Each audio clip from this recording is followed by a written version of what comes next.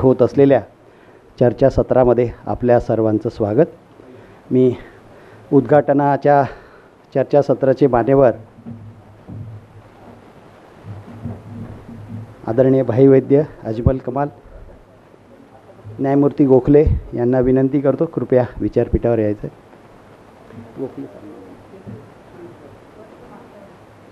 भाभी यांनाही विनंती विचारपीठावर यायचं.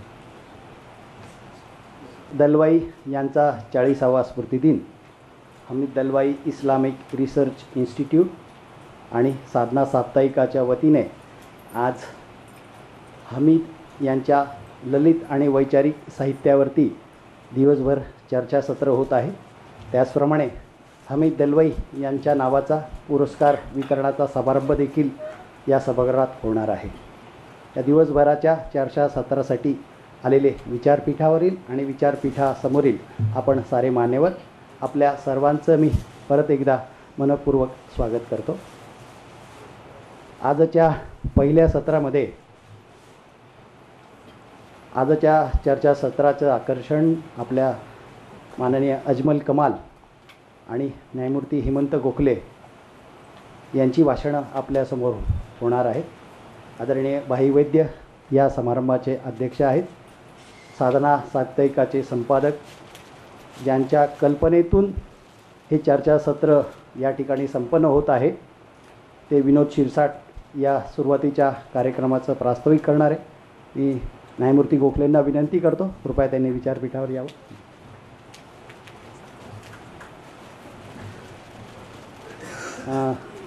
सर्वप्रथम प्रास्ताविक होईल, त्याच्यानंतर स्वागत होईल. मी सुरुवातीला विनंती करतो विनोद शिरसाट यांना, त्यांनी आजच्या कार्यक्रमाचं प्रास्ताविक करावं. विनोद शिरसाट.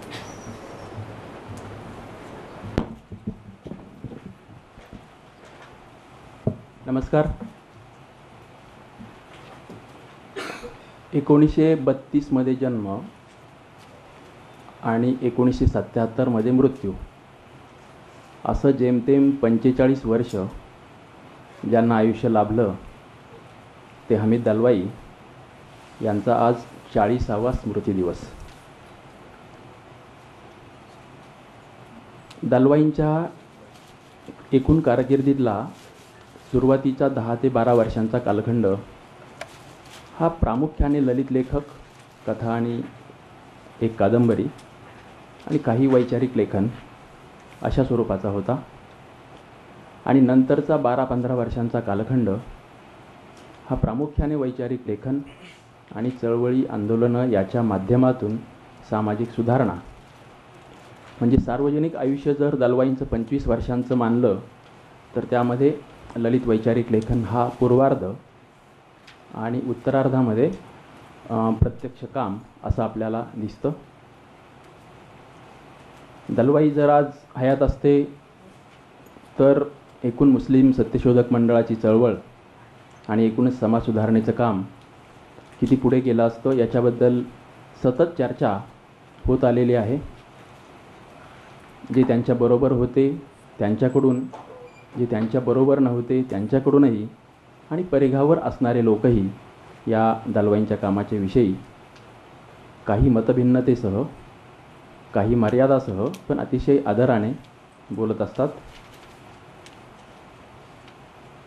दलवाईंची सुरुवातीच्या काळातली जडणघडण ही राष्ट्रसेवा दलात झाली होती आणि त्याच्यानंतरच्या काळात एकूणच पुरोगामी विचारांच्या अनेक व्यक्ती, संस्था आणि संघटना यांनी दलवाईंच्या कामासाठी मोठं बळ दिलेलं आहे. आणि त्यातलं एक अतिशय महत्त्वाचं व्यक्तिमत्व भाईवैद्य यांचं नाव घ्यावं लागतं. ते आजच्या या आपल्या उद्घाटनाच्या आणि समारोपाच्या अशा दोनही समारंभाचे अध्यक्ष असणार आहेत. मुस्लिम सत्यशोधक मंडळाच्या बैठका होणं, त्याची स्थापना होणं या प्रक्रियेमध्ये भाईंचा अतिशय मोठा वाटा आहे. आणि त्याचबरोबर दलवाईंच्या बरोबर ज्यांनी काम केलं असे काही मान्यवरही आज आपल्या दिवसभराच्या चर्चासत्रात सहभागी होणार आहेत, बोलणार आहेत. त्यामध्ये सय्यद भाई आहेत, अनवर शेख आहेत, अनवर राजन आहेत. अनवर राजन शेवटच्या काळामध्ये दलवाईंच्या जवळ गेले होते, परंतु दलवाईंच्या नंतरही खरं त्यांचं काम पुढे चालू राहिलं. भाभींनी दलवाई असताना सुरुवात केली आणि दलवाईंच्या नंतरही त्यांनी त्यांच्या क्षमतेनुसार खरं तर खूपच जास्त आणि चांगल्या प्रभावी पद्धतीने काम केलं असं दिसतं, सगळ्या मर्यादा लक्षात घेऊनही.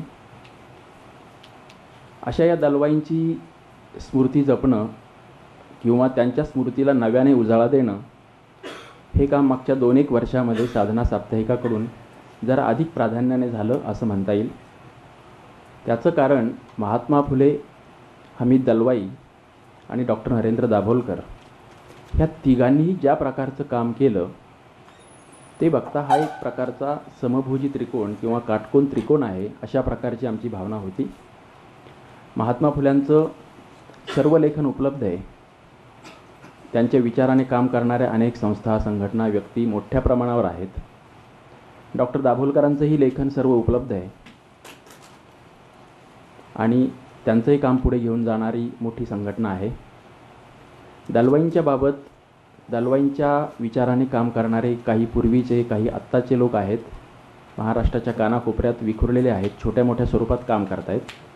परंतु दलवाईंचं लेखन मात्र सगळं उपलब्ध नाही अशी जेव्हा आम्हाला जाणीव झाली तेव्हा पहिला पार्ट एवढाच ठरवला होता की दलवाईंचं सर्व लेखन उपलब्ध करून देणं. त्याप्रमाणे मागच्या 2 वर्षात दलवाईंची अप्रकाशित झालेली जी प्रकाशित झालेली पुस्तकं होती ती प्रसिद्ध केली. ज्याची आवृत्ती संपलेली होती अशी एक पुस्तक पब्लिश केलं. जे इंग्रजीमध्ये होतं पण मराठीत नव्हतं असं पण एक पुस्तक आणलं. विखुरलेल्या कथा होत्या काही ज्या कोणत्याही पुस्तकात समाविष्ट झालेल्या नव्हत्या ते आणलं. आणि आणखी काही विखुरलेले लेख आहेत त्यांची 2 छोटी पुस्तकं पुढच्या महिन्याभरात प्रकाशित होतील. याशिवाय दलवाईंचं एकही चरित्र ज्याला आपण म्हणावं असं उपलब्ध नाही आहे. तर ते लिहिण्याची विनंती आम्ही मागच्या जानेवारी महिन्यात हेमंत गोखले सरांना केली होती आणि त्यांनी ती मान्य केलेली आहे. त्यांचंही काम आता सुरू झालेलं आहे किंवा होईल अशी अपेक्षा बाळगू की पुढच्या 1-1.5 वर्षात दलवाईंचे चरित्र येईल. आणि मुस्लिम सत्यशोधक मंडळाची स्थापना दलवाईंनी 1970मध्ये केली. त्यालाही आता लवकरच 50 वर्षे पूर्ण होत आहेत. त्यामुळे सत्यशोधक मंडळाचा इतिहास किंवा दलवाईंच्या काळात झालेल्या चळवळी, आंदोलनं आणि नंतरची याचाही एक सर्वसमावेशक आढावा घेणारं काही पुस्तकं पुढच्या काळात येतील असं दिसतंय. आणि या सगळ्या प्रक्रियेत साधना साप्ताहिक निश्चितच सपोर्ट करण्याची भूमिका पार पाडत राहील. आता या व्यासपीठावर उद्घाटनाच्या सत्रासाठी भाई वैद्यांच्या बरोबरच न्यायमूर्ती हेमंत गोखले सर आहेत. सर्वोच्च न्यायालयाचे न्यायमूर्ती म्हणून ते निवृत्त झालेत. पुरोगामी चळवळीमध्ये ते सुरुवातीच्या काळापासून होते. वकील असतानाही त्यांनी महत्त्वाच्या भूमिका या संदर्भात पार पाडल्या. 1971चं जे बांगलादेश युद्ध झालं त्या काळात काही काळ ते बांगलादेशामध्ये जाऊन तिथे भ्रमंती करून त्यांनी काही रिपोर्टाज किंवा काही लेख लिहिले होते जे साधनामध्ये प्रसिद्ध झाले. हमीद दलवाईंनी ज्या इंडियन सेक्युलर सोसायटीच्या बरोबर काम केलं शेवटची काही वर्ष, त्या इंडियन सेक्युलर सोसायटीचे सदस्य म्हणूनही त्यावेळी हेमंत गोखले सर होते. जानेवारी महिन्यामध्ये रामचंद्र गुहा यांच्या उपस्थितीमध्ये एका पुस्तकाचं प्रकाशन हमीदभाईंच्या ज्यावेळी एस.एम. जोशीच्या त्या शेजारच्या सभागृहामध्ये झालं तेव्हाच आम्ही असं ठरवलं होतं की हमीदभाईंच्या 40व्या स्मृती दिनाच्या निमित्ताने एक दिवसभराचं चर्चासत्र आयोजित करावं. मूळ कल्पना किंवा त्यावेळी घोषित केलेली कल्पना अशी होती की इस्लामिक पॉलिटिक्स इन इंडिया हे जे हमीद दलवाईंचं पुस्तक इंग्रजीमध्ये होतं, म्हणजे दलवाईंशी बोलून काही लेख तयार केलेले होते, थेट इंग्रजीमध्ये आणले होते दिलीप चित्रे यांनी. परंतु ते पुस्तक मराठीत उपलब्ध नव्हतं. त्याच्यातले 3-4 लेख मात्र साधनेमधून प्रसिद्ध झालेले होते, बाकीचे सर्व थेट इंग्रजीमध्ये होते. ते पुस्तक ज्यावेळी मराठीमध्ये आणलं त्यावेळी आम्ही असं म्हणालो की 3 मेला त्या एका पुस्तकावर दिवसभराचं चर्चासत्र ठेवू. आणि त्याच्या मागची कल्पना अशी होती की ते पुस्तकातले लेख हमीदभाईंनी जे लिहिले ते 1947, 48 ते 1971 म्हणजे भारताची फाळणी ते पाकिस्तानची फाळणी या 25 वर्षाच्या कालखंडातील ते लेखन होतं. याचाच अर्थ 71 नंतर आता 2017 म्हणजे जवळपास 45-46 वर्षे होऊन गेली. त्याच्यानंतर ते जे लेखन होतं त्या लेखनातलं आजही काय टिकून राहिलेलं आहे, काय आपल्याला पुढे घेऊन जाणं गरजेचं आहे, काय त्यातलं कालबाह्य झालं आहे, काय आता बदललेलं आहे. एकदा पहिल्यांदा ते इतकं बेसिक पुस्तक की ज्या पुस्तकाच्या आधारावर रामचंद्र गुहा यांनी दलवाईंचा समावेश मेकर्स ऑफ मॉडर्न इंडियामध्ये केला. तर त्या पुस्तकावर पहिल्यांदा एक चांगली चर्चा झाली की त्याच्या पुढे आज आणि उद्या या साठी आपल्याला काय करता येईल, करायला हवं, या दिशेने आपण वळावं अशी मूळ कल्पना होती. त्यामुळे हे चर्चासत्र आम्ही सुरुवातीला सांगताना असंच म्हणालो की त्या पुस्तकावर होईल.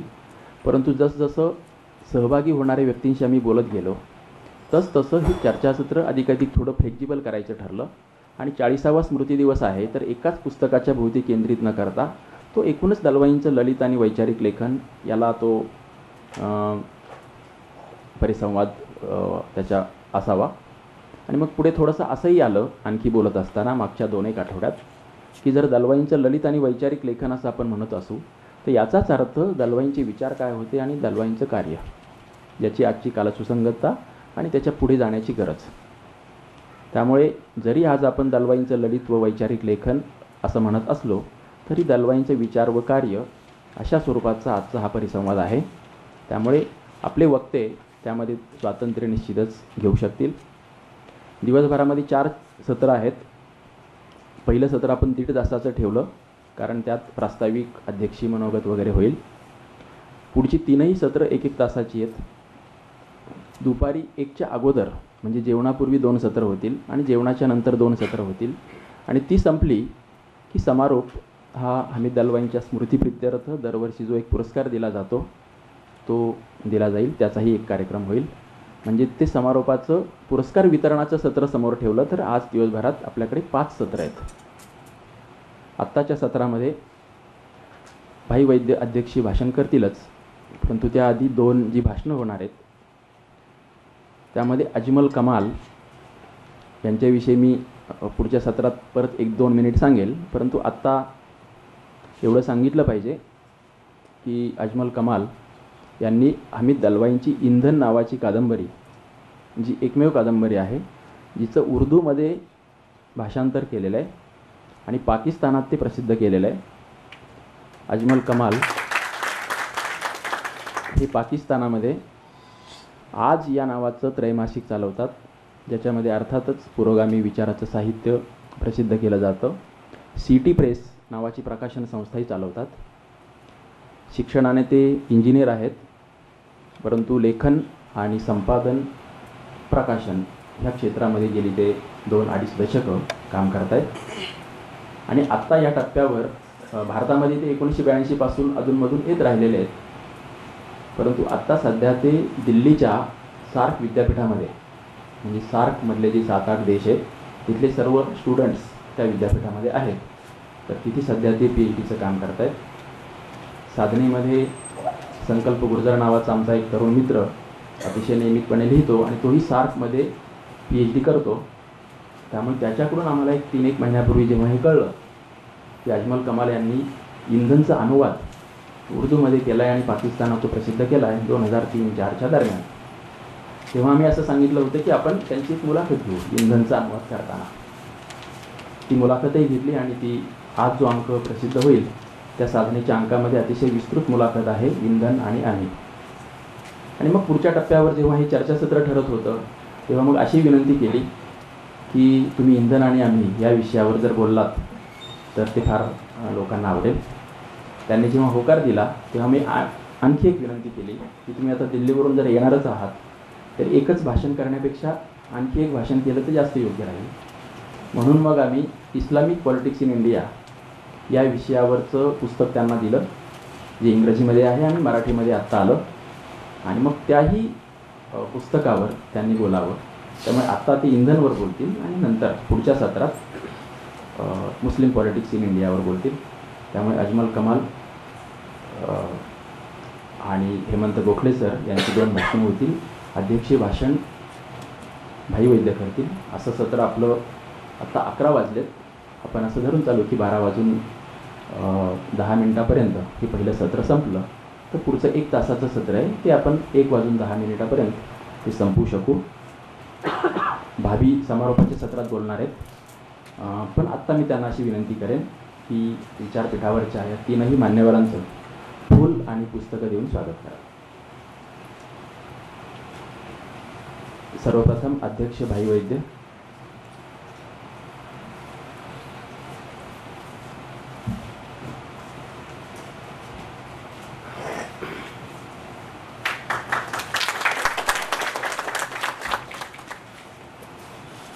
न्यायमूर्ती हेमंत गोखले. हां, अजमल कमाल त्यांच्यासाठी.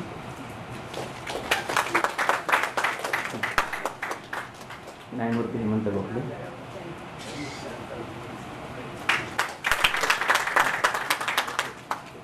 आत्ता मला वाटतं की एवढं प्रास्ताविक पुरेसं आहे.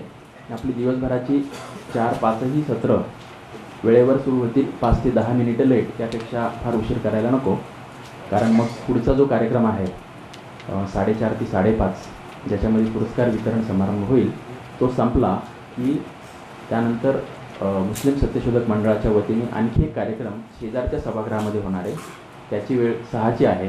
म्हणून आपल्याच काही लोकांना तिकडेही जाता यावं. असं दिवसभराचं गच्च भरलेलं शेड्यूल आहे. परंतु आता त्याला नाईलाज आहे.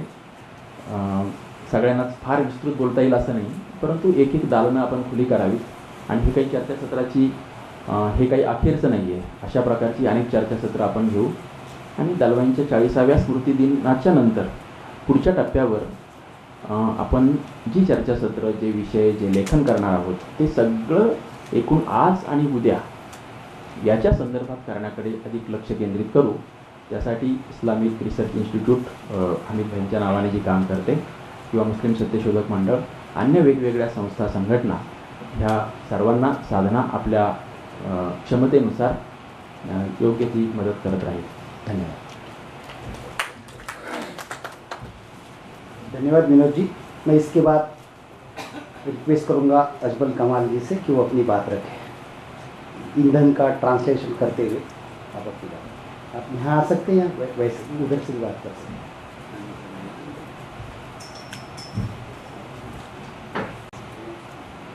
First of all, I want to thank the organizers of this event who invited me to participate in remembering Hamid Dalwai after 40 years of his death. And I am especially thankful to my colleague at the university, Uncle Gurjar, who thought it fit to invite me here, because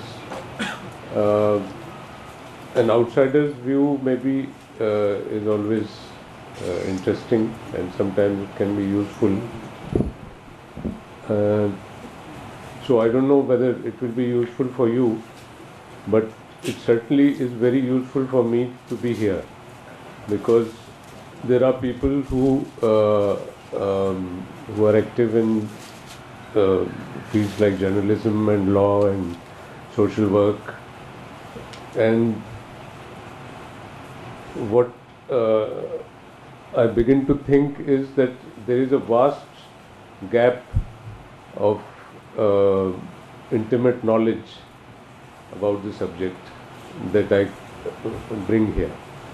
So not the knowledge but the lack of knowledge. So there are many problems in our society, our overall South Asian society, and one of the problems is that we tend to be too localized in our thinking. So we are mostly interested in the immediate social and political conditions of where we live. So, which is natural, because politics is always local, and also the social conditions that you have to face in your day-to-day life make you what you are, and you come with your political and social thinking. And since we are remembering Hamid Dalwai 40 years after his death, it means that the commitment that you bring to your work is much more longer than your life.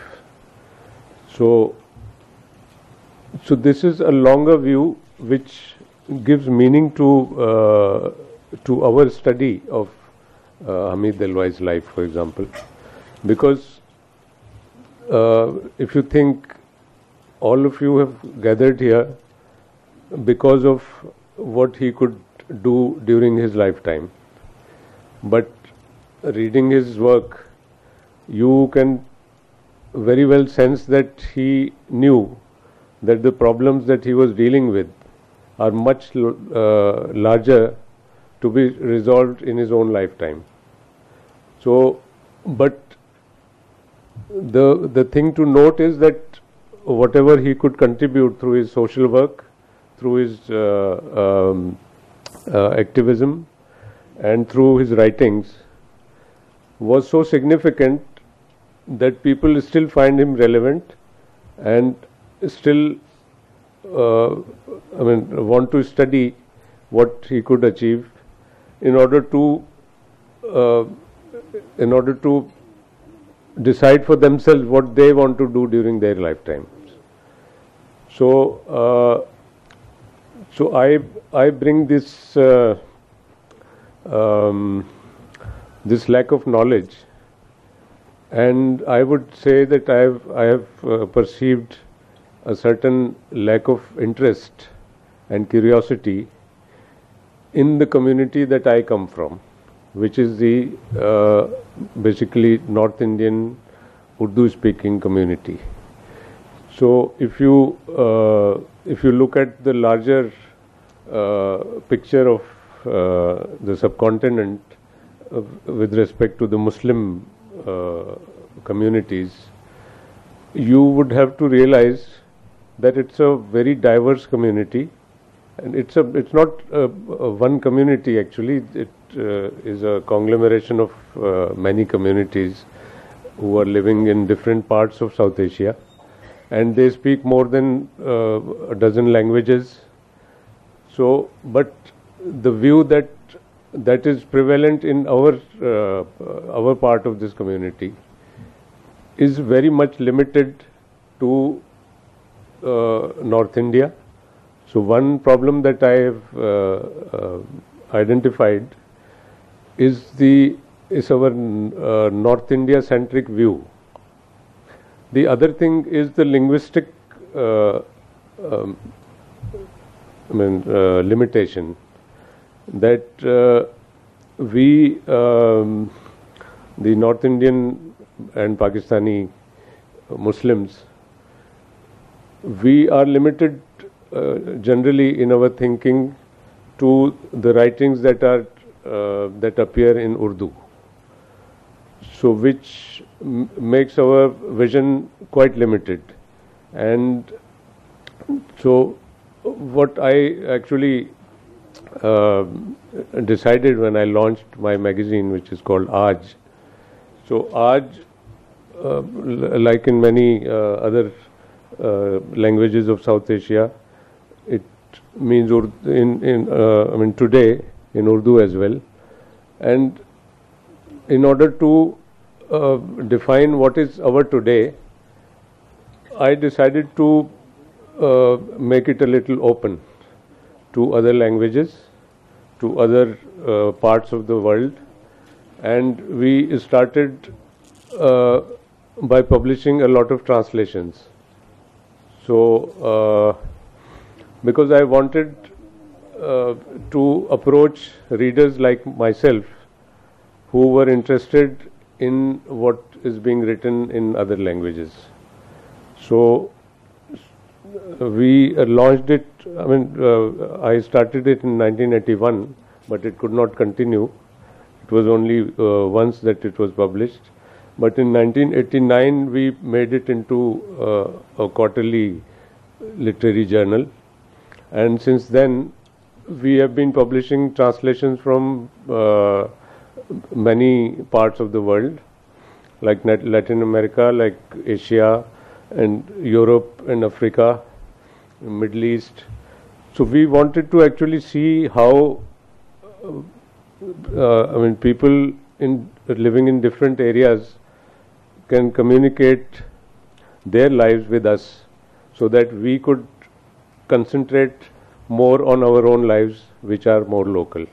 So this broader view is what is actually needed.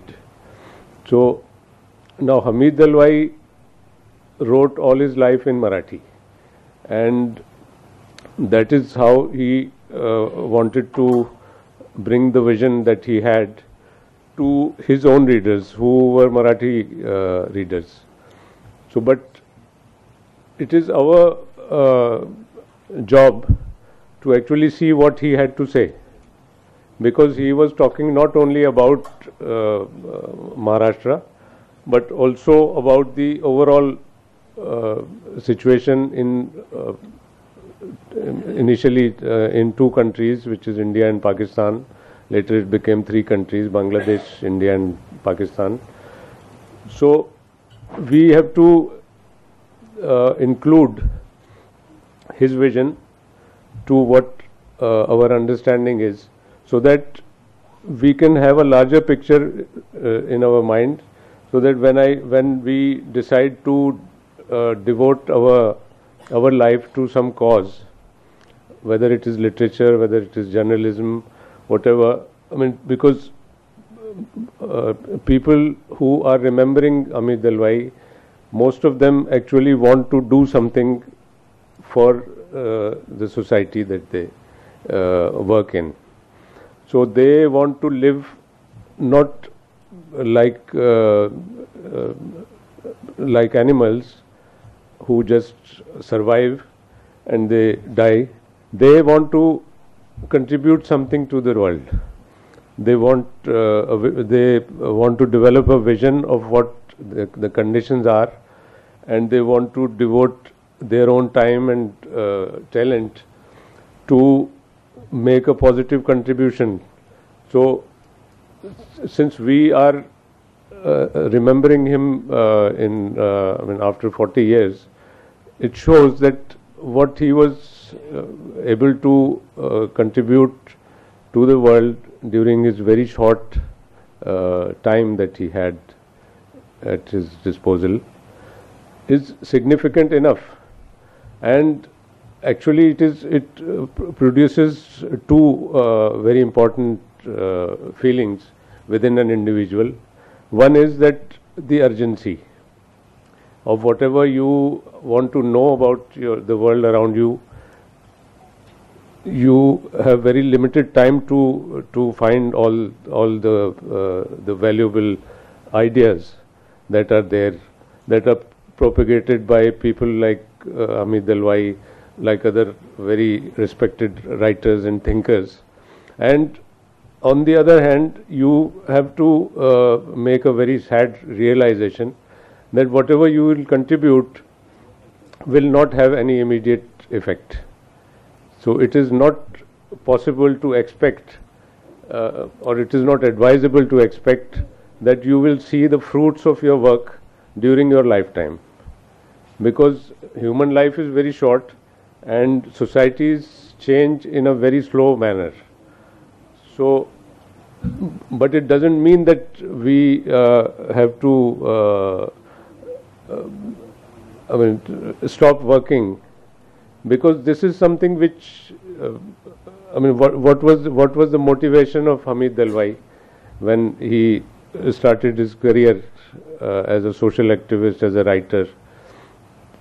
He knew that the problems are too large, but it was impossible for him not to contribute what he could, because that is what gave meaning to his life.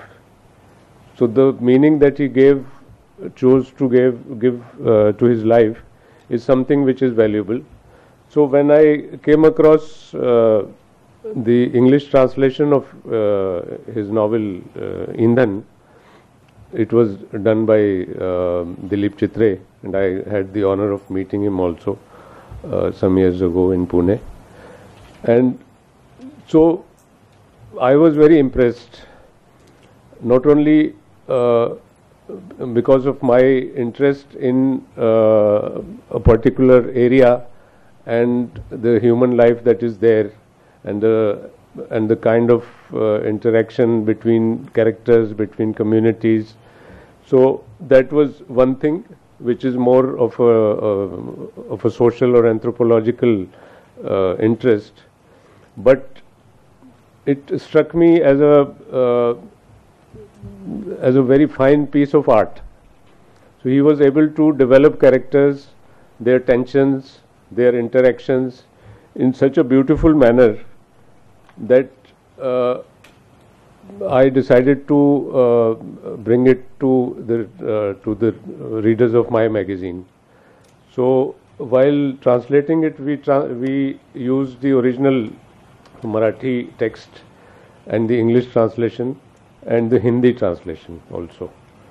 So, and during the work, we discovered once again that languages are actually there to interact and to bring people together. So one very interesting thing that we observed during our collaborative translation is so many Farsi, Persian vocabulary is there in Marathi, and so that is also one additional thing which can bring together people from Maharashtra and other places. And also the other thing was that it brought for me and my readers a very important feeling of how the life in Konkan area is, and how different it can be from the life that we lead. So literature is one thing in which you feel pleasure on two counts. I mean, whatever is common between you and the characters, how you can identify with them, and also the difference. So the difference also gives you a very interesting feeling of, the feeling is that you are not alone in the world. There are so many people that make the world together, and there is always room for another point of view.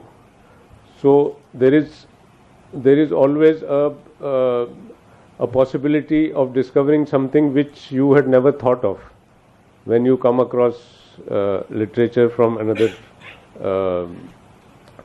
language and another milieu and another region. So this was part of our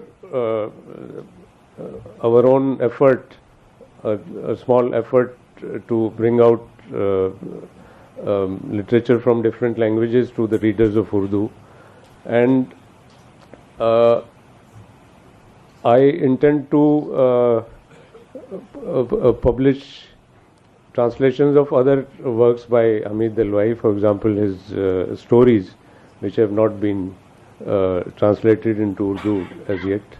So, but I see that there is this kind of interaction in, especially in Maharashtra, because in Bombay, I know people who express themselves in Urdu, but who have a grasp of Marathi language also, and my friends have translated from Marathi into Urdu, and they have brought to us so many good writings.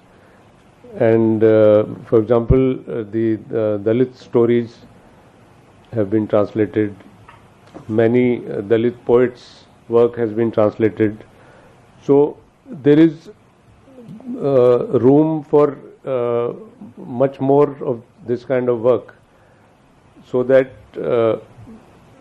we could feel the diversity of not only the Muslim life in South Asia, but the overall life.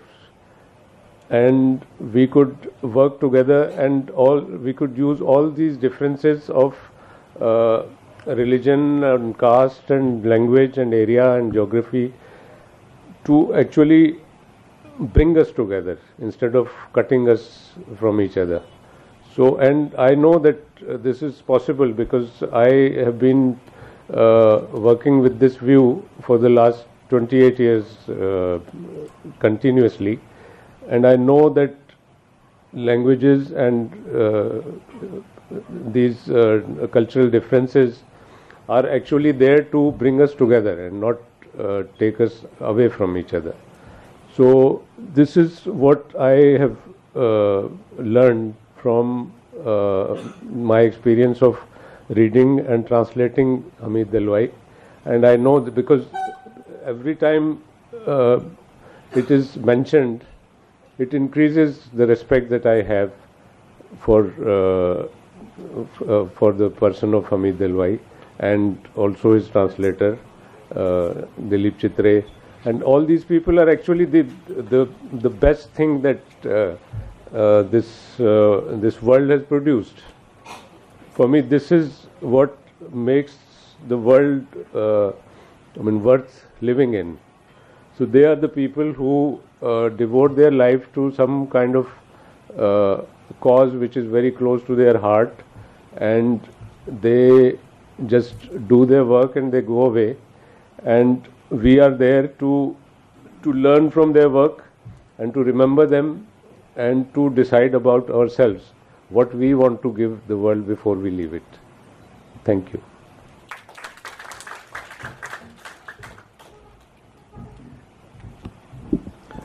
इंधन आणि आम्ही या विषयावर आता अजमल कमाल यांनी आपल्याशी संवाद साधला. आता यानंतर पुढच्या सत्रामध्येही ते दुसऱ्या एका पुस्तकावर बोलणारच आहेत, परंतु आत्ता बोलणार आहेत हेमंत गोखले सर. मी मगाशी उल्लेख केला सर्वोच्च न्यायालयाचे न्यायमूर्ती म्हणून ते निवृत्त झालेत.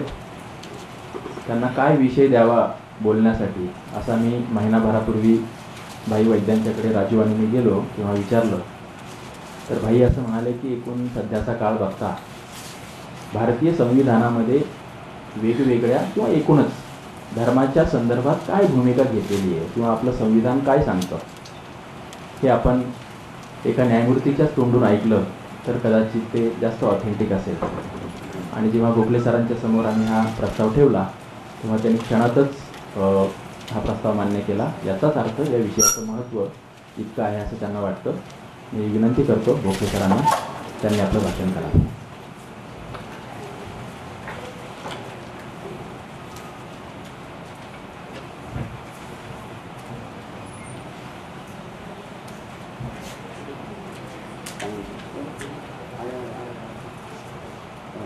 सभेचे अध्यक्ष आदरणीय भाई वैद्य, नेहरूनिसा भाभी, आज आपल्यामध्ये आलेले पाहुणे, भाषणकर्ता श्री अजमल कमाल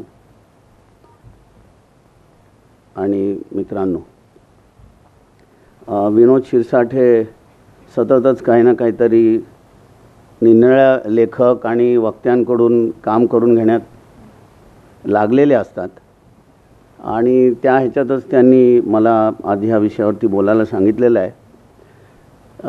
जानेवारीमध्ये जेव्हा हमीद भाईंना महाराष्ट्र फाउंडेशननी समाजकार्याबद्दलचा पुरस्कार दिला, त्याच्या दुसऱ्याच दिवशी हमीद भाईंच्या मुस्लिम पॉलिटिक्स इन इंडिया ह्या पुस्तकाचं मराठी भाषांतर प्रकाशित झालं. त्याला रामचंद्र गुहा हजर होते आणि रामचंद्र गुहा होते म्हणून मी मुद्दामून इंग्लिशमध्ये बोललो. आजही श्रीयुत कमाल हजर आहेत म्हणून मी आधी विचार केला होता की इंग्लिशमध्येच बोलावं. माझं भाषण बरंचसं इंग्लिशमध्येच आहे, परंतु अधिक मंडळींपर्यंत ते पोहोचावं म्हणून मी ते मराठी, हिंदी, इंग्लिश अशा रीतीने मांडणार आहे. I asked Mr. Kamal whether he will be able to follow Marathi. He said he will make an effort and follow it to some extent, though not fully. But I thought that it must reach larger number of persons, at least as far as present audience is concerned, and therefore he will permit me if I speak more in Marathi. भारतीय संविधान म्हणजे मला खरं सांगायचं तर हे जरा थोडं कठीणच आहे, कारण मी इंग्लिशमध्ये बोलायचं ह्या आणि इंग्लिशमध्ये लिहिलं आहे, पण मराठीमध्ये बोलायला काही अडचण नाही आहे. भारतीय संविधानाची धर्मासंबंधीची भूमिका या विषयावरती मी बोलावं असं मला विनोद शिरसाटांनी सांगितलं. तर भारतीय संविधानाच्याबद्दल बोलताना एक पहिल्यांदा महत्त्वाची गोष्ट अशी लक्षात घेतली पाहिजे की आपला हा जो भूखंड आहे, म्हणजे ज्याला आपण ब्रिटिश इंडिया म्हणू, जुना किंवा फाळणी होण्याच्या आधीचा जो एक अखंड भारत होता, या देशातल्या लोकांच्यामध्ये काही समान धागे इतिहास काळापासून होते, परंतु एकराष्ट्रीयत्वाची भावना ही नव्हती आणि त्याचे भरपूर आपल्याकडे पुरावे आहेत. म्हणजे मी मध्यंतरी राष्ट्रवादावरती बोलताना एका ठिकाणी म्हणालो की शिवाजी महाराजांना छत्रपती म्हणून बसवण्यासाठी उत्तरेतला ब्राह्मण आणावा लागला, महाराष्ट्रातला मिळाला नाही. इतकी मराठी समाजामध्ये तेव्हा ही एक प्रकारची दुफळी होती आणि मराठ्यांचा जो पराभव झाला 1818च्या लढाईमध्ये, ती ब्रिटिशांची पलटण ही बहुसंख्य महारांची होती. तेव्हा हे आपल्या देशाचं वास्तव होतं. परंतु 1915 साली जेव्हा गांधीजी भारतामध्ये आले आणि त्यांना गोपाळकृष्ण गोखलेंनी सांगितलं की तुम्ही संबंध देश बघा पहिल्यांदा कसा आहे, आणि 17 साली त्यांनी चंपारणमध्ये ते गेले आणि तिथं त्यांनी तिथल्या त्या मळ्यातल्या निळीच्या मळ्यातल्या लोकांचे प्रश्न समजावून घेण्याचा प्रयत्न केला. म्हणजे आफ्रिकेतून ते आलेले होते, गुजराती माणूस बिहारमध्ये गेलेला आहे, तिथल्या कामगारांचे शेतकऱ्यांचे प्रश्न समजून घेतो आहे. आणि तिथपासून जी भारतीय राष्ट्रीय काँग्रेस आणि आत्ता त्याच 1917ची शताब्दी झाली, जी फक्त बिहार सरकारने त्या संदर्भात काही कार्यक्रम केले, भारतात इतरत्र झाले नाहीत. म्हणजे ते बिहार सरकारला आपण त्याचं क्रेडिट देऊ. परंतु त्याच्यानंतर आपलं जे नेतृत्व जे भारतीय राष्ट्रीय काँग्रेसचं जे पुढे आलं, म्हणजे गांधीजी, सरदार पटेल, नेहरू आणि मौलाना आझाद, या 4 व्यक्तींनी संबंध देशातल्या जनतेला एकत्र आणण्याचा प्रयत्न केला. आणि ह्या 4 व्यक्तींनी नंतर जेव्हा शेवटी देशाची फाळणी झाली आणि मग घटना बनवण्याची जेव्हा वेळ आली, तेव्हा गांधीजींच्या आग्रहामुळे डॉक्टर आंबेडकर हे आपल्या घटना समितीचे ड्राफ्टिंग कमिटीचे चेअरमन बनले. म्हणजे ह्या काँग्रेसच्या चळवळीमध्ये नव्हते, परंतु त्यांना ह्या ड्राफ्टिंग कमिटीचं चेअरमन बनवण्यात आलं. आणि ह्या संबंध, ह्या चळवळीचा दृष्टिकोन, ह्या स्वातंत्र्य चळवळीचा दृष्टिकोन हा नॉन डिस्क्रिमिनेशन, कुठल्याही प्रकारे माणसामध्ये भेद करायचा नाही आणि जी आपली बहुसंख्य दडपलेली जनता आहे तिला पुढे आणायचं. The entire objective of the national movement was to see to it that human beings are not discriminated and those who have suffered for all these years, they must be brought up. तेव्हा त्या अशा ह्या सगळ्या मंडळींनी जेव्हा constituent assembly त्यांची बसली आणि मग घटना जेव्हा बनवण्यात आली, त्याच्यात एक तुम्हाला आणखीन एक, म्हणजे आता धर्माच्या संदर्भातच मी बोलणार आहे, भारतीय घटनेमधल्या धर्मासंदर्भाची भूमिका ह्याच्याबद्दल.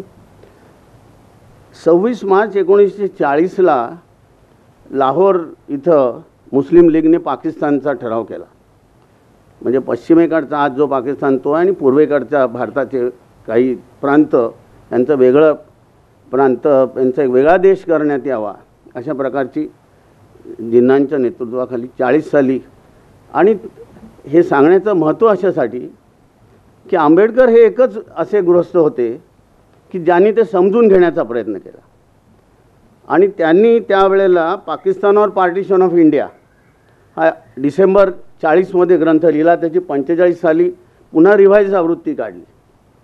आता इंटरेस्टिंग भाग हा पुढचा आहे की जेव्हा घटना बनवण्याचा प्रसंग आला तेव्हा आपल्या ह्या घटना समितीमध्ये काही लोक होते, विशेषतः मुंशी आणि काही अशा विचाराची मंडळी, ती म्हणाली की पाकिस्तानामध्ये काय होते ते बघूया आणि त्यानंतर आपण ठरवूया आपल्या देशात काय करायचं. म्हणजे त्यांनी जर ते इस्लामिक रिपब्लिक केलं तर then we should declare India as a Hindu republic. ह्याच आंबेडकरांनी त्याला विरोध केला. ज्या आंबेडकरांनी पाकिस्तान समजून घेण्याचा प्रयत्न केला होता त्याच आंबेडकरांनी ही भूमिका मांडली की हा जो देश होणार आहे हा कुठल्याही धर्माच्या आधारावरती असणार नाही. कारण धर्म ही व्यक्तीची गोष्ट आहे. त्यांनी कुठला देव मानायचा, कुठल्या रीतीने त्याची प्रार्थना करायची हा त्याचा प्रश्न आहे. देशाला कुठलाही एक धर्म असणं आणि त्याच धर्माने सगळं देशाचा कारभार चालावा ही भूमिका आपल्या घटना परिषदेने मानली नाही. आणि हे सांगण्याचं महत्त्व असं की ज्या आंबेडकरांनी पाकिस्तान और पार्टिशन ऑफ इंडिया हे पुस्तक लिहिलं त्याच आंबेडकरांनी ह्या विचाराचा विरोध केला आणि त्याच्यानंतर आपली घटना बनली. आपली जी घटना बनली त्याच्यामधल्या 26 नोव्हेंबर 1949ला आपल्या या घटना परिषदेमध्ये त्याच्या आधी 13 वेळा आवर्तनं झाली, बऱ्याच मीटिंग, सगळं ते झालं शेवटी. आणि 26 नोव्हेंबर 49ला आपल्या घटना परिषदेमध्ये ती मंजूर झाली. ह्या आपल्या प्रिॲम्बलमध्येच आपण हे घोषित केलेलं आहे की आपलं हे सॉव्हरेन डेमोक्रॅटिक रिपब्लिक असणार. त्यावेळेला सोशलिस्ट सेक्युलर हे शब्द नव्हते. इंदिरा गांधींनी जेव्हा 75 साली इमर्जन्सी घोषित केली त्यांच्या काही कारणासाठी आणि मग त्याच्यानंतर शेवटी प्रत्येक राज्यकर्त्याला आपण जे काही करत असतो ते कसं चांगलं आहे आणि कसं योग्य आहे, म्हणजे ते अयोग्य असलं तरी ते सांगण्यासाठी त्याला काहीतरी पुन्हा त्याला निरनिळ्या प्रकारचा मुलामा द्यावा लागतो, कायदेशीरही मुलामा द्यावा लागतो. आणि त्यावेळेला त्यांनी 42वी घटना दुरुस्ती करून आपल्या प्रिॲम्बलमध्ये सेक्युलर आणि सोशलिस्ट हे शब्द घातले 1976 मध्ये. म्हणजे ह्याचा अर्थ त्याच्यापूर्वी आपली घटना सेक्युलर नव्हती असा नाही, परंतु प्रिॲम्बलमध्ये इंदिराजींनी सेक्युलर आणि सोशलिस्ट हे शब्द घातले. त्याच्याही आधीचे काही निर्णय आहेत, परंतु या सेक्युलर शब्दाचा अर्थ काय हा प्रश्न पहिल्यांदा एस.आर. बोम्माईंच्या केसमध्ये सुप्रीम कोर्टासमोर आला. आणि S R. Bommai versus union of India 94 सालचा 9 जजेसचं जजमेंट आहे. मुख्य जजमेंट त्यातलं P.B. सावंत साहेबांचं आहे. आणि त्या जजमेंटमध्ये एक तर secularism is a part of basic structure, हे basic structure of our constitution हे सांगण्यात आलं. आणि दुसरं हे सांगण्यात आलं की constitution prohibits theocratic state. Paragraph 156 आणि 162 पॅरेग्राफ त्या जजमेंटमध्ये ह्या घटनेप्रमाणे थिओक्रॅटिक स्टेट होऊ शकत नाही हा निवाडा सुप्रीम कोर्टाने त्यावेळेला दिला. म्हणजे सेक्युलर ह्या शब्दाचा एक ऑथॉरिटेटिव्ह अशा प्रकारचा निकाल हा आणि ह्या प्रिॲम्बलमधल्या शब्दाचा त्यावेळेला उपयोग करण्यात आला. हे 94 साली झालं. आता पण त्याच्याही आधी मी तुम्हाला म्हणालो तसं आपल्या कॉन्स्टिट्यूशनच्या प्रिॲम्बलमध्ये justice, liberty, equality and fraternity आपल्या उद्दिष्टांमध्ये आपल्या नागरिकांना आपण काय मिळवून देणार आहोत तर justice, liberty, equality and fraternity हे शब्द वापरलेले आहेत. आणि लिबर्टी म्हणजे काय तर तेही प्रिॲम्बलमध्ये दिलेलं आहे. तर liberty of thought, expression, faith and worship हे शब्द वापरले आहेत. लिबर्टी ऑफ थॉट विचार करण्याचं स्वातंत्र्य, लिबर्टी ऑफ एक्सप्रेशन जो विचार असेल तो मांडण्याचं स्वातंत्र्य, त्याच्यानंतर लिबर्टी ऑफ फेथ म्हणजे श्रद्धेचं स्वातंत्र्य, आणि लिबर्टी ऑफ वर्शिप म्हणजे जी तुमची श्रद्धा असेल त्या श्रद्धेप्रमाणे तुम्हाला जी काही प्रार्थना करायची असेल ती करण्याचं स्वातंत्र्य. हे आपल्या प्रिएम्बलमध्येच लिहिलेलं आहे. त्यामुळे सेक्युलर हा शब्द नंतर आला म्हणून त्यामुळे काय मोठा फरक पडला असं नाही, परंतु आता ते आपल्या घोषवाक्याचा एक भाग झालेला आहे. आता ह्याच कॉन्स्टिट्यूशनमध्ये आपले जे फंडामेंटल राईट्स आहेत त्याच्यात आर्टिकल 25 आणि 26 ही 1-2 कलम आणि त्याच्यानंतर दुसरी 2 कलम 28 आणि 30 ही 4 कलम ह्या धर्मविषयक विचाराच्या संदर्भात महत्त्वाचे आहेत. आर्टिकल 25 मध्ये फ्रीडम ऑफ कॉन्शन्स म्हणजे तुमचा जो काही विचार असेल, मनोविचार असेल, तुमची जी काही श्रद्धा आहे ती बाळगण्याचा तुम्हाला अधिकार फंडामेंटल राईट म्हणून आहे हे घोषित करण्यात आलेलं. आणि 26 मध्ये freedom to manage religious affairs, तुमच्या ज्या काही धार्मिक संस्था असतील त्या तुम्ही चालवण्याचा तुम्हाला पूर्णपणे अधिकार आहे. हा तुमचा मूलभूत हक्क आहे. हा सर्व भारतीयांचा, सर्व विचारांच्या, सर्व श्रद्धांच्या माणसांचा अधिकार आहे. हे घटनेच्या 25 आणि 26 या कलमांमध्ये घोषित करण्यात आलेलं आहे. So articles 25 and 26 of our constitution, they contain a guarantee for rituals, ceremonies and modes of worship. तुमची जी काही पद्धत असेल प्रार्थना करण्याची, त्याचे काही कार्यक्रम असतील, त्या सगळ्यांना ह्याच्यामध्ये मुभा आहे. पण मग प्रश्न असा येतो की तुम्ही श्रद्धेच्या नावाखाली काय काय करू शकता किंवा श्रद्धेमध्ये काय काय येतं. कारण तुम्ही प्रत्येकच गोष्ट म्हणाल की माझा श्रद्धेचा भाग आहे, म्हणजे मग इतरांनी कोणी काय विचारण्याचा प्रश्न संपला. तर त्यामुळे व्हॉट इज द इसेन्शियल और इंटिग्रल पार्ट ऑफ रिलिजन हा प्रश्न कोर्टाच्या समोर आला.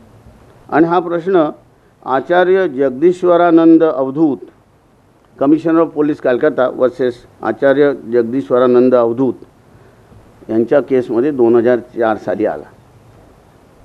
बंगालमध्ये एक अशा प्रकारचा एक कल्ट होता. ते गळ्यामध्ये मुंडकी वगैरे घालून रस्त्यावरतून तांडव करत जायचं, आनंद मार्गी असं त्यांना म्हणत. आनंद सरकार असेच याच नावाचे गृहस्थ त्याचे प्रमुख होते. आता प्रश्न असा आला की हे अशा प्रकारे रस्त्यामध्ये मुंडकी घालून तांडव करत जाणं हा धर्मश्रद्धेचा भाग आहे का. आता तो आहे किंवा नाही हे सुप्रीम कोर्टाने दुर्दैवाने ठरवलं नाही, परंतु जे इसेन्शियल आहे किंवा जे इंटिग्रल पार्ट आहे धर्माचा ते तुम्हाला त्याचं स्वातंत्र्य आहे. आणि अनफॉर्च्युनेटली झालं ते असं की त्याच्यानंतर ती कलकत्ता हायकोर्टात केस चालली आणि एका जजनी असा व्ह्यू घेतला की नाही हा यांच्या धर्मपद्धतीचा भागच आहे, आणि दुसऱ्या डिव्हिजन बेंचनी तोच व्ह्यू घेतला. तेव्हा आमचेही जजेस वेगळे वेगळे काय काय प्रकार करू शकतात त्याचं ते एक उदाहरण होतं. पण तो हा भाग बाजूला सोडून देऊया. परंतु एक आपली गणपतीची मिरवणूक घेऊन जाणं, म्हणजे घरी तुम्ही गणपतीची मूर्ती आणता, जी आणतात त्याची स्थापना करतात, मग त्यांचा कोणाचा 1.5 दिवसाचा असतो, कोणाचा 5 दिवसाचा असतो, आणि मग त्याच्यानंतर तो नेऊन त्याचं ते विसर्जन करतात. आणि विसर्जनाच्या वेळेलाही तिथं पूजा वगैरे करतात. आणि मग नेतानासुद्धा मग ते गाजत वाजत न्यायचं अशी एक साधारण पद्धत असते. तेव्हा ही प्रोसेशन काढण्याचा सुद्धा अधिकार हा. आणि शेवटी काय असतं की कुठची गोष्ट इसेन्शियल एक आणि दुसरं इंटिग्रल. इसेन्शियल म्हणजे ती करणं आवश्यकच, म्हणजे त्या श्रद्धेचा भाग म्हणून ती इसेन्शियल आहे. आणि इंटिग्रल आहे म्हणजे ह्या संबंध कार्यक्रमाचा तो एक अविभाज्य भाग आहे. असं असेल तर त्याला प्रोटेक्शन आहे. पण ते कोर्टाने मंजूर धरलं. परंतु दिवाळीच्या संदर्भात एक अशी केस, नॉईज पोल्युशनच्या संदर्भात अनेक प्रकारच्या केसेस सुप्रीम कोर्टात आल्या, आणि सुप्रीम कोर्टाने असं म्हटलं की Diwali is a festival of lights but not a festival of noise. त्यामुळे तुम्हाला जर खरोखरच त्रास झाला, मी पोलीस काय करतात किंवा करत नाहीत हा वेगळा प्रश्न आहे, परंतु तुम्हाला जर खरोखरच दिवाळीच्या वेळेला किंवा अन्य आणि अनेक मंडळी अशा प्रकारचे ह्या प्रश्न मुंबईमध्ये विशेषतः सतत प्रयत्न करत असतात. काही वेळेला यश येतं, काही वेळेला यश येत नाही, कारण आवाजाचा त्रास हा इतर त्रासांच्या इतकाच किंवा त्याच्याहीपेक्षा अतिशय वाईट असतो आणि माणसाच्या प्रकृतीवरती त्याचा अतिशय वाईट परिणाम होऊ शकतो. तर त्या खटल्यामध्ये सुप्रीम कोर्टाने Diwali is a festival of light and not a festival of noise अशा प्रकारचे शब्द वापरलेले आहेत. आणि मग ह्याच्यातूनच इसेन्शियल आणि इंटिग्रल ह्याच्यातूनच मग आपल्याला निराळ्या ज्या काही महत्त्वाच्या काही घडामोडी किंवा आता हाजी अली दर्ग्याची जी केस होती त्याच्यामध्ये त्या दर्ग्याच्या ठिकाणी जाऊन जिथं पुरुष जाऊ शकतात तिथे स्त्रियांनी जाणं. आता असं आहे की पूर्वी जात होते, मग मध्ये एकदम अचानक कसं काय थांबवलं? मग हा इसेन्शियल आणि इंटिग्रल पार्ट आहे का? आणि मुंबई हायकोर्टाने आर्टिकल 25 आर्टिकल 26 याचा विचार करून हा इसेन्शियल आणि इंटिग्रल पार्ट नाही अशा प्रकारची भूमिका घेतली, which was left undisturbed by the Supreme Court. And then आणि मुख्य म्हणजे हे एक हा सुफी पंथाचा दर्गा आहे की जिथे कुठल्या प्रकारे अशा प्रकारचं डिस्क्रिमिनेशन केलं जात नाही, जात नव्हतं. आता साबरीमालाचं जे केरळमधलं एक देवस्थान आहे त्याच्याबाबत असा प्रश्न उपस्थित झालेला आहे आणि तो आता सुप्रीम कोर्टात आहे की मेन्स्ट्रुएशन पिरियडमध्ये महिलांनी त्या देवाच्याकडे जायचं नाही. म्हणजे वयाच्या साधारण 12-14 वर्षाच्यापासून 50पर्यंतच्या स्त्रियांनी जायचं नाही. त्याच्या आधीच्या मुली जाऊ शकतात, त्याच्यावरच्या जाऊ शकतात. आता हा काही धर्माचा इंटिग्रल किंवा इसेन्शियल पार्ट आहे का? तर सुप्रीम कोर्ट ते ठरवेल, तोपर्यंत आपल्याला थांबावं लागेल.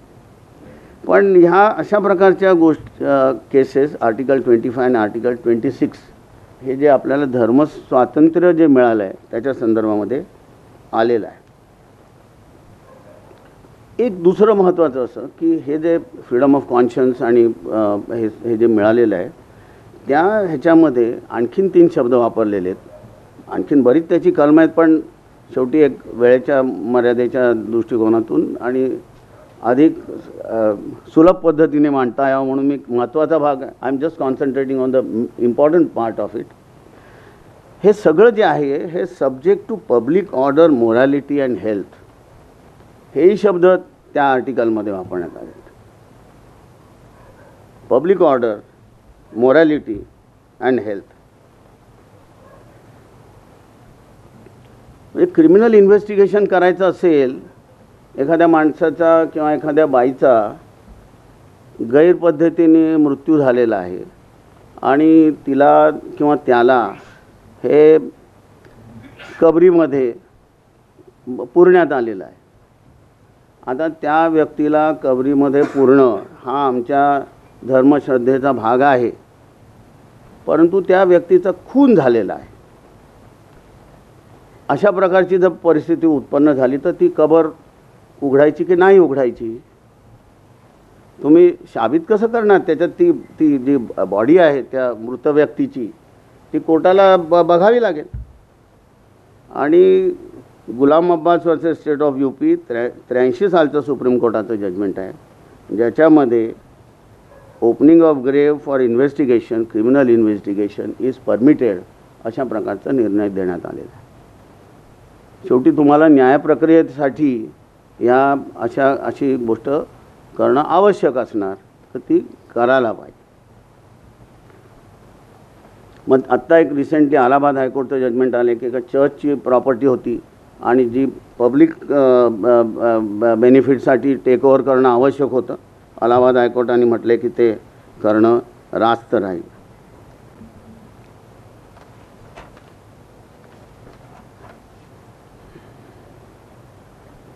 याच संदर्भामध्ये आर्टिकल 48 आपल्या ज्या घटनेचं आहे,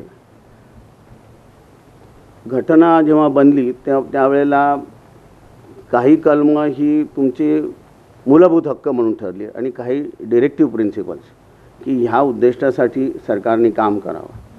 या शेवटी जी घटना परिषद होती त्याच्यात सर्व प्रकारची मंडळी होती.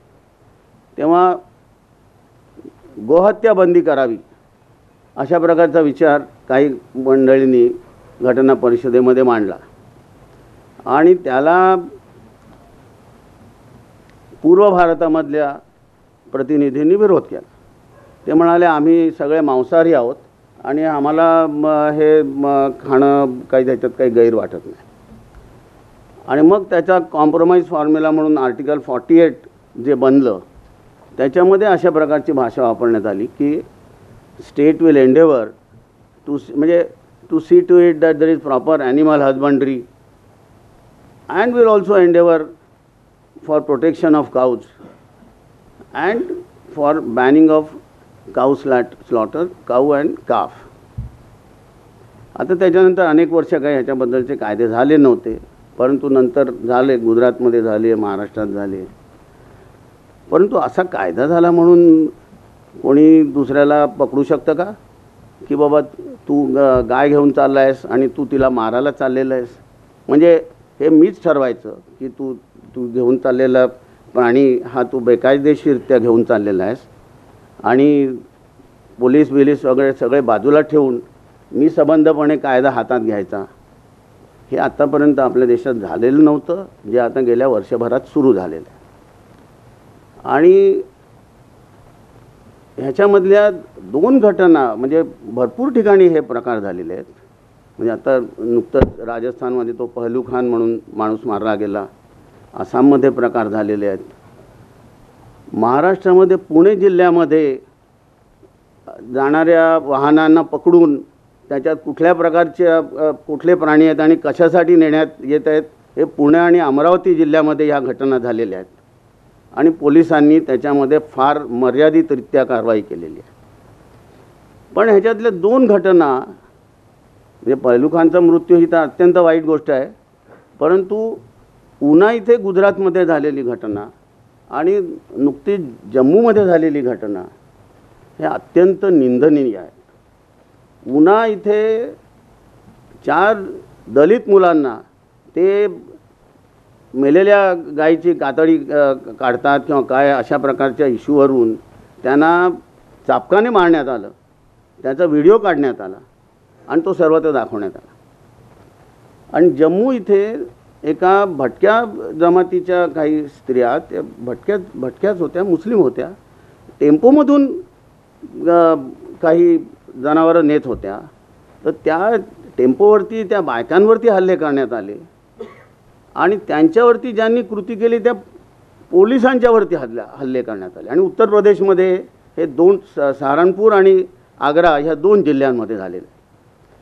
तेव्हा तुमचं जे काही धर्माचं जे स्वातंत्र्य आहे किंवा तुमच्या धर्मश्रद्धेचा जो भाग आहे त्याच्या संदर्भात एक तर घटना असं सांगते की पब्लिक ऑर्डर, हेल्थ ह्या दृष्टिकोनातून त्याच्यावरती बंधनं घालता येतात. आज ह्या प्रश्नावरून पब्लिक ऑर्डर ही मोठ्या रीतीने डिसऑर्डर होत चाललेली आहे, संबंध देशभरात होत चाललेली आणि अत्यंत दुःखाची आणि खेदजनक आणि विचार करण्यासारखी आणि नुसताच विचार नाही तर कृती करण्यासारखी, ते थांबवण्यासाठी काय करता येईल याचा विचार करण्याची गोष्ट आहे. आज म्हणजे ह्या संदर्भामध्ये पूर्वीपासून आपल्या देशातल्या विचारवंतांनी जे विचार मांडले होते, अगदी सावरकरांपासून आत्तापर्यंतच्या निरनिराळ्या विचारवंतांचे, ते आपण सगळ्यांनी विसरून आपण जायचं ठरवलेलं आहे. आणि हाच एक किती वर्ष देश स्वतंत्र झाला, घटना चालत होती. 50 साली घटना देशाची निर्माण झाली, आपण आता 2017मध्ये आहोत. 60-65 वर्षामध्ये काही अशा प्रकारचे प्रकार झाले नव्हते. एकदमच अचानक हे कसं काय व्हायला लागलं याचा गांभीर्याने विचार करण्याची वेळ आहे. आर्टिकल 28 आणि 30 28 आणि 30 ही 2 जी घटनेची कलमं आहेत. 28 खाली तुम्हाला you are entitled to have institution of your own religious instructions आणि 30 खाली right of minorities to establish and administer educational institutions. हे 2 अधिकार आणि मायनॉरिटीजच्या डेफिनेशनमध्ये लिंग्विस्टिक मायनॉरिटीजसुद्धा येतात. Linguistic religious minorities have a right to have their own institutions आणि मग त्याच्याबद्दल मग त्याच्याहीबद्दल बरेच प्रकारचे प्रश्न आहेत. या संदर्भामध्ये एक महत्त्वाची गोष्ट सांगायला पाहिजे की 57 साली ज्या वेळेला केरळमध्ये नंबूद्रीपाद यांचं सरकार आलं, कम्युनिस्ट पार्टीचं, अनडिवायडेड कम्युनिस्ट पार्टी होती, आणि त्यांनी केरळला एज्युकेशन बिल आणलं आणि त्या ह्याच्यामध्ये हा एक मोठा प्रयत्न करण्यात आला की सर्वांना सरकारतर्फे चांगलं आणि समान शिक्षण देण्यात आलं पाहिजे. आणि ख्रिश्चन मिशनऱ्यांनी त्या बिलाला विरोध केला आणि त्यांच्या दबावामुळे इंदिरा गांधी त्या ह्याच्यामध्ये पडल्या. इंदिरा गांधी काँग्रेसच्या पदाधिकारी होत्या, त्यांचे वडील पंतप्रधान होते, आणि अनेक प्रश्नांखेरीज ह्या एका प्रश्नावरती नंबूद्रीपाद यांचं सरकार नंतर बरखास्त करण्यात आलं. त्याही बिलाचा खरंच आता पुढे अशा प्रकारचे प्रयत्न झालेलेच नाहीत.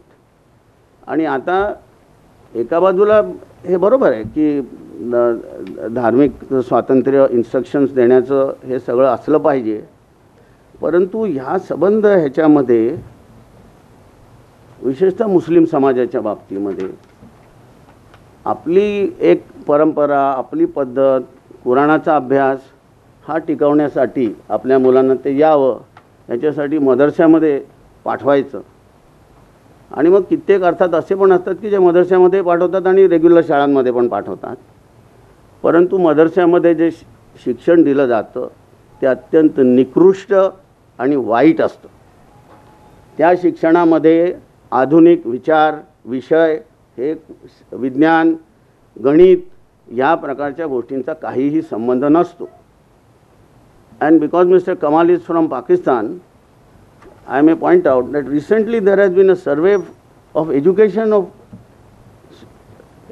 in madrasas in Pakistan, and it is so limited and horrible to say the least. म्हणजे मुलींनी शाळेत जावं किंवा नाही आणि मुलींच्या शाळांवरती बॉम्ब टाकायचे, म्हणजे पेशावर किंवा नॉर्थ वेस्ट प्रॉव्हिन्समध्ये अशा प्रकारच्या गोष्टी झाल्या आणि त्याच्यामध्ये ती मलाला वाचली आणि तिला नोबेल प्राईज देण्यात आला. हा संबंध वेगळा भाग आहे, परंतु ते जे शिक्षण आहे हे इतकं निकृष्ट आहे आणि त्याच्यामध्ये काहीतरी आधुनिक जगामध्ये तुम्ही जाण्यासाठी कशा प्रकारचं जीवन जगलं पाहिजे या संदर्भात काहीतरी जे मिळालं पाहिजे ते मिळत नाही. तेव्हा एका बाजूला हे स्वातंत्र्य आहे, हा अधिकार आहे, हे मान्य करत असताना त्या ठिकाणी चांगलं शिक्षण मिळालं पाहिजे, मदरशामधलं शिक्षण हे सुद्धा चांगलं शिक्षण मिळालं पाहिजे, अशा प्रकारचा प्रयत्न झाला पाहिजे. नाहीतर हा संबंध एक मोठा समाज हा कारण माझ्याकडे एका मुस्लिम महिलेची केस होती. वकील असताना तिच्या मुलीच्या कस्टडीसाठी आम्ही हायकोर्टामध्ये भांडलो, तिला कस्टडी मिळवून दिली.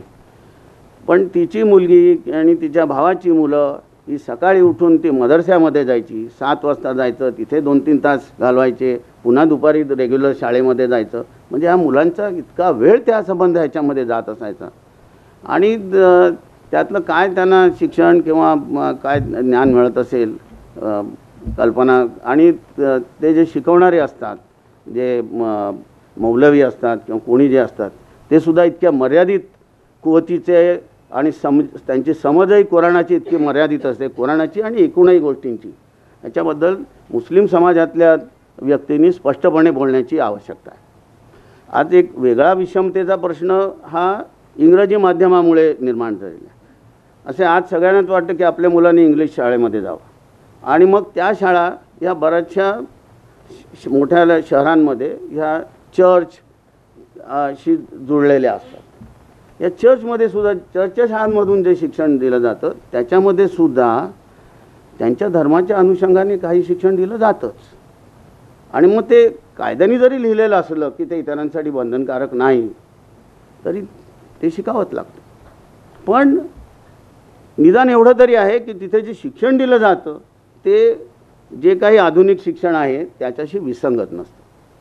परंतु ह्याच्याबद्दल मला मध्यंतरी एक अशी विचित्र माहिती मिळाली की काही महाराष्ट्राच्या जिल्ह्यांमध्ये, म्हणजे ते गृहस्थ होते ते नांदेड जिल्ह्यातले होते, ते सांगत होते की इंग्रजी माध्यमाच्या शाळेमध्ये जायचं म्हणून जे तिथे मुलांना पाठवतात लोक, मोठ्याल्या फिया देऊन पाठवतात, म्हणजे ती चर्चची असो की आणखीन कोणाची शाळा असो, पण तिथे जे शिक्षक असतात ते 8वी 10वी पर्यंतच इंग्रजी शिकलेले असतात आणि त्यांना इंग्लिशही नीटपणे येत नसतं. आणि त्याच्यामुळे त्या मुलांना धड इंग्लिशही येत नाही आणि धड मराठीही येत नाही आणि विषयही त्यांच्यापर्यंत पोचत नाही. आणि जो मराठी शाळेमध्ये जाणाऱ्या मुलांना मिड डे मील किंवा अशा प्रकारच्या फॅसिलिटीज असतात त्या तिथे नसतात.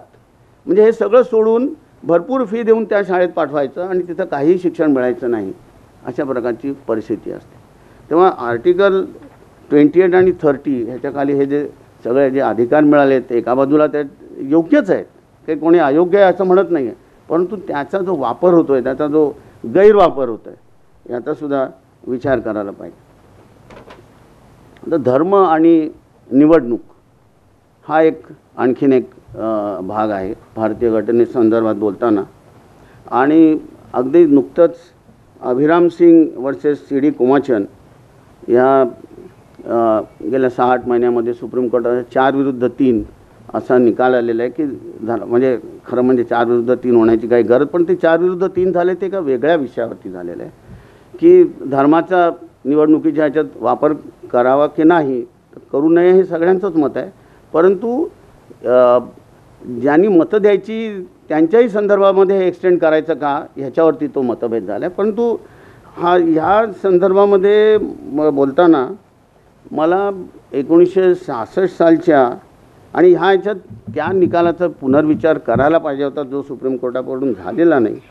66 साली सुप्रीम कोर्टासमोर स्वामी यज्ञपुरुष दासजी वर्सेस मुळराज वैश्य हे प्रकरण आलं आणि या प्रकरणाची आपल्याला माहिती नसते आणि विशेषतः हिंदू लोकांना ह्या प्रकरणाची माहिती घेणं अत्यंत आवश्यक आहे. हे मुळराज वैश्य जे होते फार इंटरेस्टिंग आहे.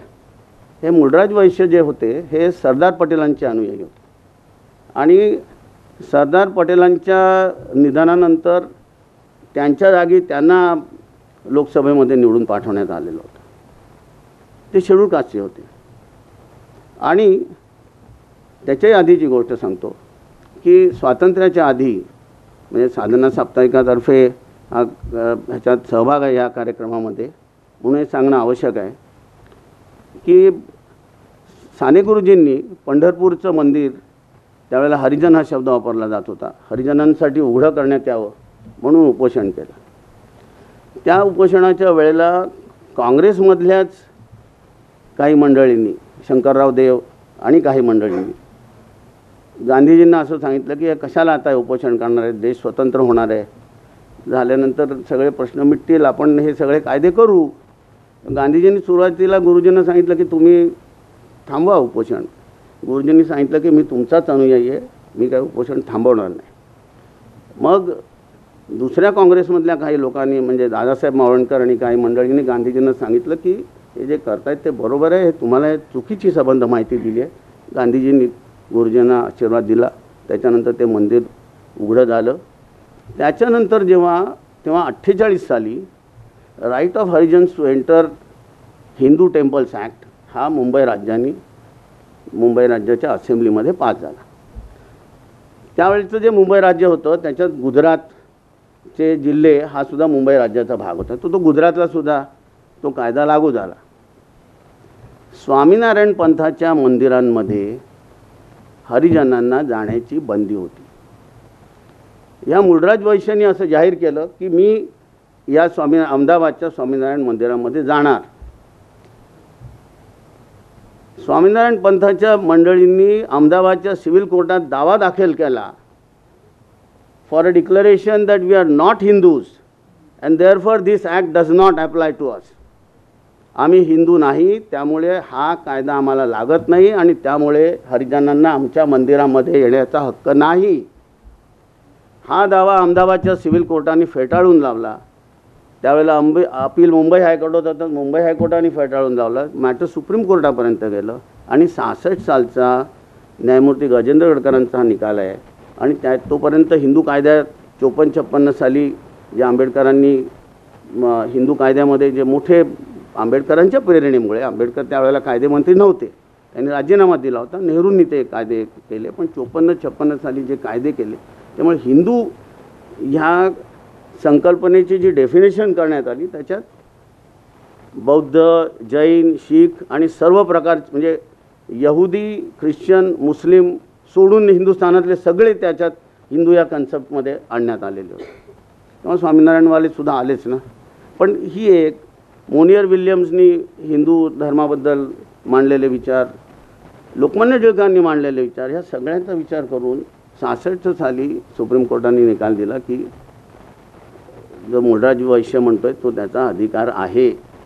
पण सांगण्याचा मुद्दा असा की 66 सालापर्यंत 1966 सालापर्यंत स्वामीनारायण पंथाचे लोक हरिजनांनी आमच्या मंदिरामध्ये येऊ नयेत ह्याच्यासाठी सुप्रीम कोर्टापर्यंत भांडत होते. आज त्यांची मंदिरं जी जगभर आहेत त्याच्यात जाताना तुम्ही विचार करा की ह्या मंडळींचे मुळात विचार काय होते. आणि दुर्दैवाचा भाग असा म्हणजे Hindu is a wide concept, it includes various डिनॉमिनेशन्स. अशा प्रकारचे शब्द न्यायमूर्ती गजेंद्र गडकरांच्या निकालामध्ये ह्या केसच्या संदर्भात आहेत. ते मी न्यायमूर्तींचं नाव घेत नाही. मनोहर जोशींच्या खटल्यामध्ये मनोहर जोशींची निवडणूक मुंबई हायकोर्टाने रद्द केलेली होती. ते जेव्हा सुप्रीम कोर्टात गेले तेव्हा मनोहर जोशींच्या खटल्यामध्ये हिंदू ही एक वाईट कल्पना आहे, त्यामुळे गर्व से कहो हम हिंदू आहे असं निवडणुकीमध्ये म्हटलं म्हणून काही बाधा येत नाही अशा प्रकारचा निकाल सुप्रीम कोर्टाने दिला आणि मनोहर जोशींची निवडणूक रद्द होता होता वाचली. ह्या अभिराम सिंगच्या केसमध्ये सुप्रीम कोर्टाला ही एक संधी होती की ह्या मनोहर जोशींच्या केसचा म्हणजे आणि त्या निकालावरती न्यायमूर्ती तारकुंडे त्यावेळेला ते निवृत्त झाले होते, वकिली करत होते. निवृत्त झाल्यानंतर त्यांनी त्याच्यावरती सडकून टीका केलेली होती, अनेकांनी टीका केलेली आहे की न्यायमूर्ती गजेंद्र गडकरांचा निकाल देताना काय हेतू होता, कुठल्या परिस्थितीत तो निकाल दिला होता आणि तुम्ही निवडणुकीच्या संदर्भात हा निकाल कसा काय लावता. म्हणजे मी गर्व से कहो हिंदू आहे म्हटल्यानंतर मी गर्व से कहो मुस्लिम आहे आणि ख्रिश्चन आहे हे म्हणून मी मतं मागणं हे सुद्धा येऊन जातं ना. तेव्हा ही एक कोर्टाला परंतु तरीसुद्धा म्हणजे निवडणुकीमध्ये धर्माच्या आधारावरती निवडणूक म्हणजे रिप्रेझेंटेशन ऑफ पीपल ॲक्टमध्येच ते आहे. हे काही कोर्टाने किंवा कोणी म्हणण्याचा प्रश्न नाही आहे. 50-51 सालचा जो कायदा आहे त्या कायद्यातच आहे की धर्माच्या जातीच्या आधारावरती तुम्ही निवडणुकीत मतं मागता कामा नये. परंतु ह्या कोर्टाने त्यात वेगळं काही म्हटलेलं नाही आहे की धर्माच्या आधारावरती मतं मागावी असं म्हटलेलं नाही आहे. परंतु ह्या निकालाचा एक पुनर्विचार त्यावेळेला करता आला असता ती करण्याची संधी कोर्टाने घालवली. भारतीय संविधानाची धर्मासंबंधीची भूमिका यांच्याबद्दल बोलताना मी भारतातल्या या सगळ्या काही घडामोडींच्या बद्दल कायद्याच्या संदर्भातल्या आपल्यासमोर मांडल्या. याच संदर्भात because mister Kamal is here I would like to refer to some of the developments in the South Asian countries.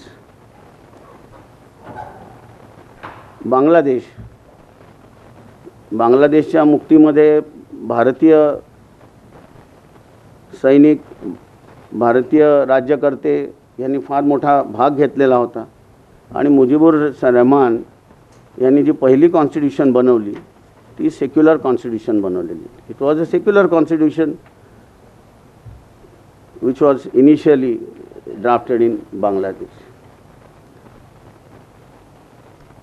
But subsequently by 15th amendment above their preamble they have added Parama Karunamaya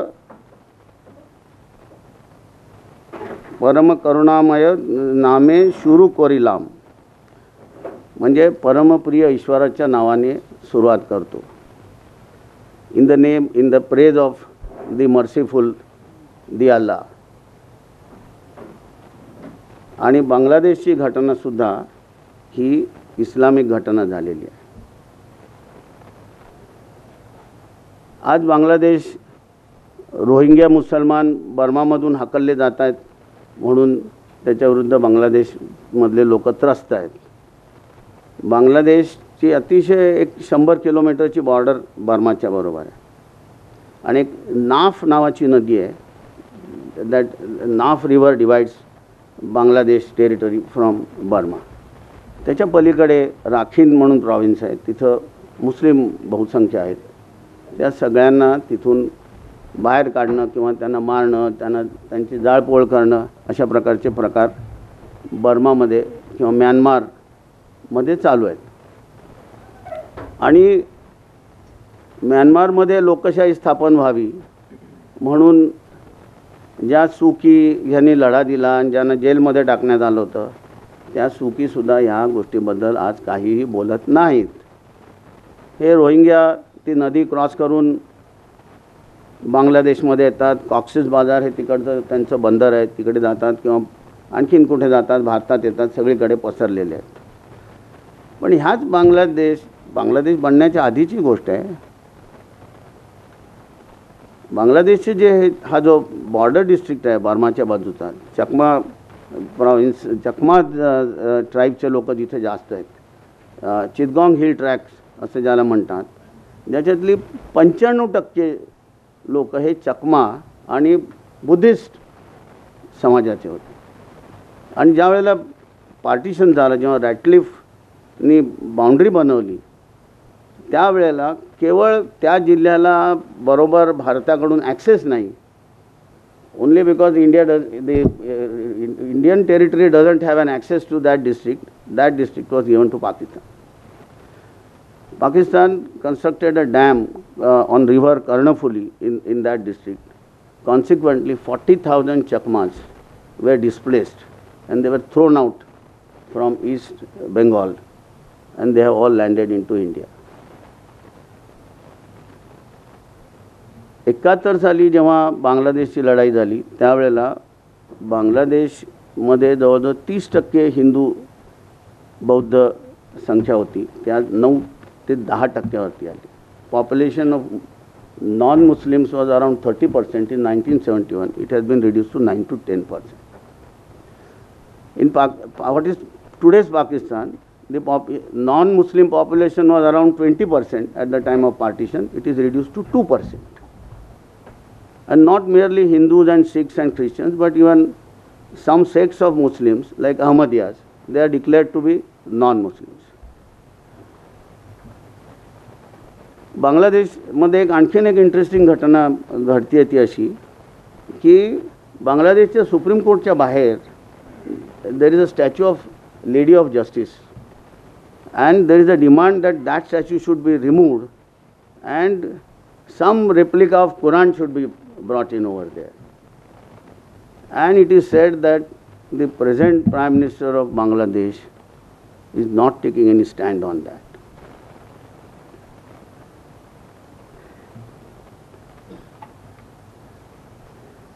In Pakistan recently 2 acts were passed.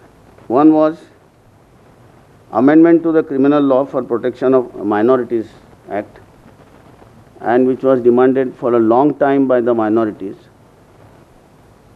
चांगला कायदा pass झाला पाकिस्तानमध्ये. Good law has been pass in Pakistan, but very surprisingly आणि त्याच्यामध्ये 18 वर्षाच्या खालच्या व्यक्तीचं धर्मांतर करता येणार नाही अशा प्रकारचा कायदा झाला. त्याला पाकिस्तानचे माजी former president of Pakistan mister Zardari has oppose that law, saying that this goes against the basic tenets of Islam because we are entitled to bring anybody who wants to come to the path of Islam. But anyway, that act has been passed.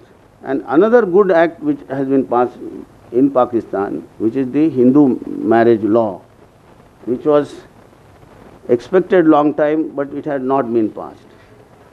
The consequence was that the Hindu marriages had no sanctity in Pakistan, and probably a similar law is expected to be passed in Bangladesh, or it must have been passed. I have not kept track of that. The consequence was that Hindu marriages had, suppose somebody says that so and so is my wife, well, she could be lifted and well, you have to prove that she is your wife, and you have no document and no nothing to show that she is your wife. आता ह्या कायद्याखाली तुम्हाला हे करता येईल. Law of marriage, property, divorce जे हिंदुस्थानात 54-56 साली भारताच्या संसदेने जे केलं आणि जे डॉक्टर आंबेडकरांमुळे झालं, हे इथल्या ज्या महिला आहेत त्यांनी विशेषतः लक्षात ठेवण्यासारखी गोष्ट. डॉक्टर आंबेडकर यांची इच्छा ही होती की कॉन्स्टिट्युएंट असेंब्लीमध्येच हिंदू कायद्यामध्ये बदल होणारे जे आहेत ते व्हायला पाहिजे. परंतु आपल्याच कॉन्स्टिट्युएंट असेंब्लीमधल्या अनेक कॉन्झर्वेटिव्ह लोकांनी त्याला विरोध केला आणि त्यामुळे नेहरू म्हणाले की आपण लोकसभेची निवडणूक होऊन जाऊ दे 52 सालची, त्याच्यानंतर काय करायचं ते बघू. त्याच्यावर उद्विग्न होऊन आंबेडकरांनी राजीनामा दिला आणि मग 52 सालच्या निवडणुकीनंतर 54 आणि 56 साली हिंदू कायद्यामध्ये बदल करणारे कायदे झाले. Hindu marriage act, Hindu right to प्रॉपर्टीच्या संदर्भात, डिव्होर्सच्या संदर्भात, सगळ्या प्रकारचे ज्या काही आज आता अनेक विशेषतः मुस्लिम समाजामध्ये काही सुधारणा व्हाव्यात असं म्हटल्यानंतर काही पुरोगामी हिंदू असं सांगायला निघतात की ह्याच्यातल्या सुधारणा मर्यादित आहेत. त्यांना मी सांगितलं की ह्या मर्यादित असल्या तर तुम्ही त्या अधिक करा, पण जे झाल्यात त्याच्यावरती टीका करू नका. आणि मुस्लिम समाजामध्ये ज्या सुधारणा होण्याची आवश्यकता आहे, ज्याच्या संदर्भामध्ये एक साधं जजमेंट शाहबानूच्या केसमध्ये सेक्शन 125 CRPC की ज्याच्याखाली एखाद्या माणसाने बायकोला टाकून दिला असेल तर तिला कोर्टामध्ये जाऊन पोटगी मागण्याचा अधिकार आहे. तो अधिकार कुठल्याही धर्माच्या व्यक्तीला आहे. क्रिमिनल लॉमधली ती प्रोव्हिजन आहे. सुप्रीम कोर्टाने तशा प्रकारचा निकाल दिला. तर त्यावेळेच्या सरकारने मुसलमानांना अशा प्रकारचा निर्णय लागणार नाही आणि मग इस्लामिक लॉप्रमाणे तुम्हाला जे काही तुमच्या लग्नामध्ये ठरलं असेल तेवढंच पैसे द्यायचे वगैरे अशा प्रकारचा कायदा केला. तेव्हा अशा प्रकारच्या रिट्रॉगेटिव्ह स्टेप्स आपल्याकडे घेण्यात आलेल्या आहेत. तर आपण जेव्हा भारतीय घटनेच्या संदर्भामध्ये विचार करतो, धर्माविषयक आपली राष्ट्रघटना आणि त्याच्यामधली त्याच्यात ज्या काही प्रोव्हिजन्स आहेत त्याचा विचार करतो, त्याच वेळेला आपल्याच देश आणि आपल्याच बाजूची सगळी मंडळी आहेत. पाकिस्तान, बांगलादेश हे आपल्याच देशाचे एकत्र देशाचे भाग होते आणि तिथे काय चाललं आहे ह्याची आपण दखल घेणं आवश्यक आहे. परंतु ती घेत असताना आपल्याला जे धर्माचं स्वातंत्र्य, श्रद्धेचं स्वातंत्र्य मिळालं आहे ते जपत असताना ज्या सगळ्या चुकीच्या गोष्टी गेल्या वर्ष दीड वर्षामध्ये सुरू झाल्या आहेत त्याचा अतिशय गांभीर्याने विचार करण्याची जरूर आहे. आणि ह्याचा प्रश्न केवळ जे अल्पसंख्य आहेत, मायनॉरिटीज आहेत त्यांच्या संदर्भात नाही. Because what we have seen in Pakistan has driven out the Hindus. Pakistan has made the Ahmadiyas suffer, but now Pakistan has made Shias to suffer, and now they are fighting among themselves, and there are so many things happening, particularly in the northwestern province and in the northern areas, and it is so unsafe. एकदा तुम्ही अशा प्रकारची सुरुवात केली की त्या प्रकारच्या गोष्टी ह्या कुणाच्याही हातात राहत नाही. आणि दाभोळकर, पानसरे, कलबुर्गी हे कुठल्याही मायनॉरिटीचे नव्हते आणि त्यांच्या विचारासाठी त्यांना मारण्यात आलं. जेव्हा आपण धर्माचं, श्रद्धेचं स्वातंत्र्य आहे हे मांडत असतो त्यावेळेला श्रद्धेला विरोध करण्याचं सुद्धा सामर्थ्य ज्यांच्यामध्ये आहे त्यांचं आपण स्वागत केलं पाहिजे. हमीद दलवाईंनी हे कार्य केलं, त्याला 40 वर्ष झाली. त्यांची पुण्यतिथी जेव्हा आपण साजरी करतो तेव्हा या सगळ्याचा विचार केला. धन्यवाद.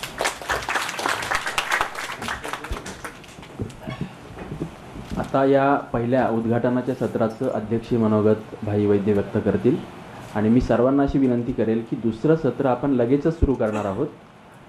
आत्ता 12:10 झालीत. भाईंचं मनोगत झालं की दुसऱ्या सत्रात अजमल कमाल आणि विनय हर्डीकर दोघे बोलणार आहेत. ते एका पुस्तकाच्या संदर्भात, मुस्लिम पॉलिटिक्स इन इंडिया. आणि त्यानंतर आपण सर्वांसाठी जेवणाची व्यवस्था खाली केलेली आहे. ते संपून आपण 2 वाजता पुन्हा वर येणार आहेत. भगिनी आणि बंधूंनी, अजमल कमाल साहेब आणि न्यायमूर्ती गोखले यांनी आपापले विषय फारच उद्बोधक रीतीने आपल्या पुढे सविस्तरपणे मांडलेले आहे. त्याच्याबद्दल मी बोलायची काही गरज आहे असं ना. ते विषय सोडून मला एका विषयाबद्दल आपल्याशी या निमित्ताने बोलायचं आहे. मला असं वाटतं हमीद दलवाईंच्या विचाराची आज नितांत गरज आहे. आणि ती गरज दोन कारणासाठी निर्माण झालेली आहे. एका अर्थाने सबंध मुस्लिम जगतानी मिल्लतनी याचा विचार केला पाहिजे आणि विशेषतः भारतीय मुस्लिमांच्या पुढेही काही प्रश्न निर्माण झाले. या दोन मुद्द्याबद्दल मला आपल्या पुढे शक्य तेवढ्या थोड्या वेळामध्ये विवेचन करायचं. मला या निमित्ताने ISISबद्दल आपल्या पुढे मांडणी करायची. Islamic state of Iraq and Syria ही जी कल्पना जगामध्ये पुढे आली आहे ही अत्यंत घातक आहे. ती जगाच्या दृष्टीने मानवतेच्या दृष्टीनेच नव्हे तर भारतीय मुस्लिमांच्या दृष्टीने घातक आहे.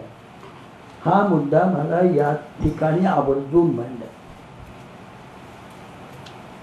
ISIS किंवा इस्लामिक स्टेट ऑफ इराक आणि सिरिया ही खिलाफत आहे आणि खिलाफतमध्ये राज्य आणि धर्म हे अभिन्न असतात. जे राज्यकर्ते असतात ते धार्मिक प्रमुख असतात. तेव्हा ही पुरातन कल्पना पुन्हा मांडली जातीये हे त्याच्यातलं गंभीर असं संकट आहे. म्हणजे आपण एका बाजूला राज्यसंस्था आणि धर्म यांचा विच्छेद झाला पाहिजे, ते भिन्न झाले पाहिजे, सेपरेट झाले पाहिजे, ही मांडणी आपण करतोय आणि त्याला पूर्णपणे धक्का खिलाफतच्या भूमिकेतून येतोय हे आपण लक्षात घेतलं पाहिजे. इतकंच नाही तर खिलाफत ही सुन्नींची आहे. सुन्नींचं ते राज्य आहे.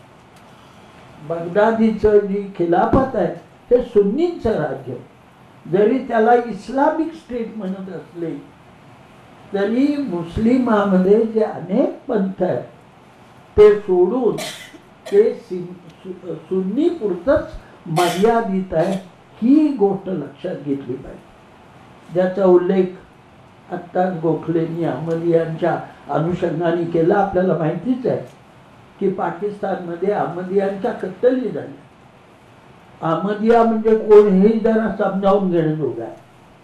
जेव्हा काश्मीरचा प्रश्न युनोमध्ये गेला होता तेव्हा भारताच्या बाजूनी कृष्ण मेनन आणि पाकिस्तानच्या बाजूनी जाफरुल्ला खान हे तिथे भांडत होते. दोघेही तुल्यबळ अशा तऱ्हेचे वकील म्हणा किंवा आपापल्या देशाबद्दलची मांडणी करणारी ही मंडळी होती. त्याच्यातले जाफरुल्ला खान हे अहमदिया वंश होते आणि अहमदिया वंश किंवा पंथ, अहमदिया पंथ हा इस्लामी नाही, आम्ही मान्य करत नाही, ही भूमिका पाकिस्तानमध्ये घेतली गेली. अहमदियांच्यावरती हल्ले झाले. 400 अहमदियांच्या कत्तली झाल्या. कोर्टामध्ये केस केली. पुनीर अहवाल त्याच्यावरती कमिशन निर्माण झालं. त्याच्यावरती चर्चा झाली वगैरे वगैरे. आज ISISमध्ये तीच भूमिका आहे. ते केवळ अन्यपंथीय नाही, शियांना सुद्धा इस्लामी मानत नाही, मुसलमान मानत नाही. शिया काय, सुन्नी काय, पैगंबर मानतात, कुराण मानतात, एक अल्लाह मानतात. परंतु सुन्नी म्हणतात शिया हे मुसलमान नाही. आणि जे मायग्रंट्स आता इराक आणि सिरियामधून जातात त्याच्यात अधिक प्रमाण हे शियांचं आहे. हे आपल्याला लक्षात घेतलं पाहिजे. इराक हा शिया बहुल राज्य होतं. इराण आहे.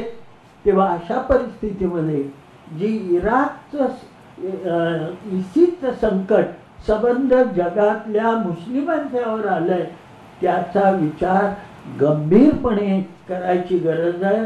तो मुस्लिम समाजावरती आहे पण मानवतेवरही एक तऱ्हेचा हल्ला आहे आणि त्याचा विचार अधिक गंभीरपणे होण्याची गरज आहे असं मला स्वतःला वाटतं. भारतीय मुस्लिमांच्या दृष्टीने इथे अजून एक संकट येऊ घातले आणि ते केव्हा पूर्ण अर्थाने येईल की नाही वगैरे अशा चर्चा आहेत. आणि ते संकट आहे हिंदू धर्माधिष्ठित राष्ट्रवादात. ते नाहीच असं गृहीत धरून चालायचं नाही. माझ्या दृष्टीने जरी इथं पक्ष पद्धती असली, सर्व मंडळी पक्षांचं विवेचन करतात, भाजपचं सरकार आहे असं म्हणतात, तरी माझ्या दृष्टीने हे राज्य ना मोदीचं आहे ना भाजपचं आहे, ते RSSचं आहे. हा अजेंडा अंतिमतः RSSचाच गळी उतरवला जाणार आहे याच्याबद्दल माझ्या मनामध्ये शंका नाही. जी सार्वजनिक माध्यमं ती त्या पद्धतीने विचार करत नाही. भाजप म्हणजे अनेक पक्षापैकी एक पक्ष एवढंच ते मानतात, परंतु त्याच्या पाठीमागे RSS ही एक बलवत्तर संघटना आहे. ती नुसती साधी बाळासाहेब ठाकरेंच्या सारखी रिमोट कंट्रोल नाही, तर तो खरोखर कंट्रोल अत्यंत निर्घृणतेने बजावणारी संघटना. वाजपेयी आणि अडवाणी या दोघांनाही नागपूरला बोलून कशा पद्धतीने वाढवलं गेलं याचं स्मरण आपल्यामध्ये असेल अशी मला आशा. तेव्हा मी असं मानतो की भाजपचं सरकार नाही, मोदीचं नाही, ते RSSचं आहे. तेव्हा सरकारचा विचार करताना RSSचा अजेंडा लक्षात घेतला पाहिजे. RSSचा अजेंडा लक्षात न घेता तुम्ही जर सध्याच्या राजकारणाचा विचार केला तर फार मोठी फसगत होण्याचा संभव आहे असं मला स्वतःला आग्रहपूर्वक आपल्या पुढे मांडायचं. जेव्हा RSSचा अजेंडा विचारात घेतो आपण, तेव्हा एक दोन गोष्टी सांगण्याजोग्या आहेत. आणि एक गोष्ट तर डॉक्टर हेडगेवारांच्या काळातली आहे. डॉक्टर हेडगेवारांचं चरित्र पालकरांनी लिहिलेलं आहे आणि त्याच्यातला एक किस्सा फार जुना, कदाचित 1925 किंवा त्या सुमाराचा केव्हाचा असेल, पण तो सांगितला पाहिजे. डॉक्टर हेडगेवारांचे एक अनुयायी त्यांना भेटले आणि ते एक वाक्य बोलले की या देशातले सर्व मुसलमान देशद्रोही आहे. डॉक्टर हेडगेवार म्हणले, तू चुकीचं बोलतोय, तू त्यांना देशद्रोही म्हणू नकोस, कारण देशद्रोही म्हणणं म्हणजे हा देश त्यांचा आहे हे कबूल करण्यासारखं आहे. तेव्हा त्यांना देशद्रोही न म्हणता शत्रू म्हटलं पाहिजे. जी गोष्ट डॉक्टर हेडगेवारांनी मांडली तीच गोळवलकर गुरुजींनी बंच ऑफ थॉटमध्ये अधिक स्पष्टपणाने एक चॅप्टर स्वतंत्र 3 शत्रू असे आहे याच्यामध्ये मांडली. तीच गोष्ट सुदर्शन त्यांचे सरसंघचालक झाल्यानंतर या देशामध्ये एपिक वॉर हिंदू आणि गैर हिंदू यांच्यामध्ये होणार आहे ही मांडणी त्यांनी केली. जे गुजरातमध्ये झालं ते अधिक प्रचंड प्रमाणावर झालं पाहिजे ही मांडणी सुदर्शन सरसंघचालक असताना मांडली झाली. आणि ती या पद्धतीने मांडली की प्रतिनिधी सभा जमली, त्यांचं सरसंघचालकत्व याला मान्यता दिली गेली. त्यानंतर त्यांनी प्रेस कॉन्फरन्स घेतली आणि त्याच्यामध्ये ही मांडणी, पुढे त्याला नकार दिला गेला वगैरे वगैरे. पण RSSचा अजेंडा हा स्पष्ट आहे हे आपण लक्षात ठेवलं पाहिजे. आणि हे संकट केवळ मुस्लिम समाजावरचं नाही. भारताचा संबंध इतिहास हा सेक्युलर आहे.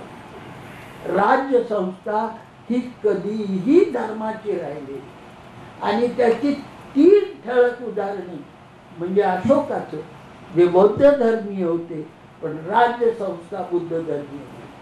अकबर मुस्लिम धर्मीय होते, पण ही राज्यसंस्था इस्लामी असली पाहिजे असा आग्रह त्यांचा अजिबात नव्हता. ते तर सुलायखूलपर्यंत जात होते.